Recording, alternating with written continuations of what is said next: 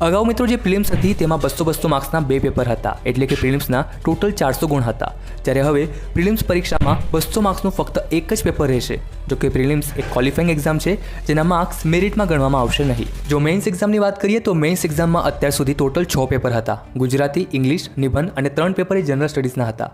દરેક પેપરના 150 ગુણ હતા અને આ મેઇન્સ એક્ઝામ તમારી કુલ 900 માર્ક્સની હતી. જો કે નવા નિયમ મુજબ મેઇન્સ પરીક્ષામાં ગુજરાતી અને ઇંગ્લિશ 300 માર્ક્સના પેપર હશે, જેમાં તમારે 25% અર્થાત 300માંથી 75 માર્ક્સ લાવવાના એ ફરજિયાત રહેશે મિત્રો. તો જ તમારા આગળના પેપર એ તપાસવામાં આવશે. જો કે આ બંને પેપરના માર્ક્સ પણ મેરિટમાં ગણવામાં આવશે નહીં. આ ફક્ત ક્વોલિફાઈંગ પેપર્સ છે, જેમાં તમારે 25% માર્ક્સ અર્થાત 300માંથી 75 એ લાવવાના ફરજિયાત જ રહેશે. જો કે મેરિટ બેઝ 5 પેપરોમાં તમને 4 પેપર એ સામાન્ય અભ્યાસના જોવા મળશે અને 1 પેપર નિબંધનો રહેશે. દરેક પેપરના 250 ગુણ અર્થાત આ મેઇન્સ એક્ઝામ તમારી ટોટલ 550 માર્ક્સની રહેશે. વાત કરીએ ઇન્ટરવ્યૂની તો પહેલા ઇન્ટરવ્યૂના 100 ગુણ હતા, જો કે હવે 150 ગુણ રહેશે. તો મેઇન્સ એક્ઝામના 1250 અને ઇન્ટરવ્યૂના 150 એમ પૂરા 1400 માર્ક્સમાંથી તમારું મેરિટ બનશે અને તમે મેળવેલ ગુણને આધારે તમને જીપીએસસી ક્લાસ 1-2ની પોસ્ટ આપવામાં આવશે.